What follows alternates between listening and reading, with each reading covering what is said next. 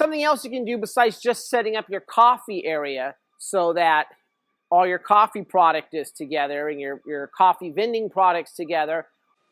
We have accounts that can only have products that meet the state health requirements.